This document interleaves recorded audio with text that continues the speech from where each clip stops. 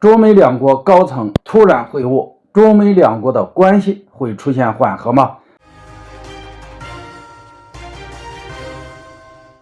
大家好，我是肖运华。根据新华社报道，中央政治局委员、中国外事工作委员会办公室主任王毅与美国总统国家安全事务助理沙利文在奥地利的维也纳举行了面对面的会晤。在这场会晤中，中美双方进行了坦诚、深入、实质性、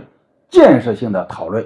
并且王毅主任就台湾问题全面阐述了中方的立场。此外，双方同意继续使用这一战略性沟通渠道。自从中美两国因为无人机气球事件产生矛盾以来，中方已经多次拒绝和美方进行高级别沟通。所以，王毅主任与沙利文的这次会晤是中美双方近几个月以来最高级别的外交磋商。这意味着中美关系在持续恶化几个月后，终于迎来了缓和的信号。值得注意的是，这场会晤中美双方没有提前公布或者渲染，完全是在会晤结束后对外公布出来。由此可见，这场会晤的保密级别非常高。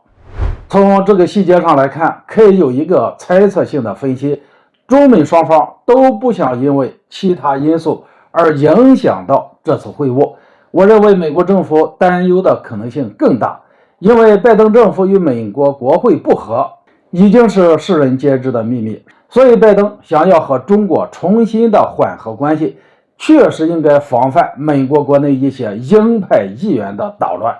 有意思的是，从新华社公布的消息来看，所用的文字措辞偏向于积极的一面，这表明了中美双方这次的沟通是积极的，也是有效的，并且双方都同意使用维也纳这一战略性的沟通渠道。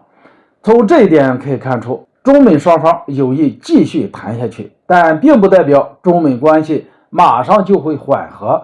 只是相对而言有了一丝的征兆。这样的征兆对中美关系是件好消息，但前提是美国需要拿出诚意并付诸行动才行。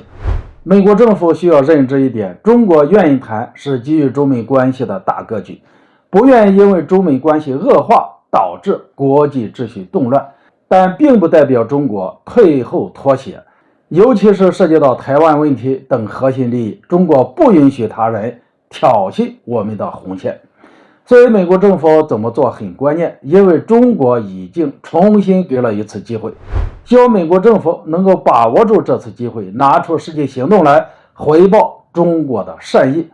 那么中美关系还有得谈。但如果仍然一边寻求和谈，一边打压中国，恐怕未来不会再给美国机会了。好了，今天就说到这里，咱们下次见。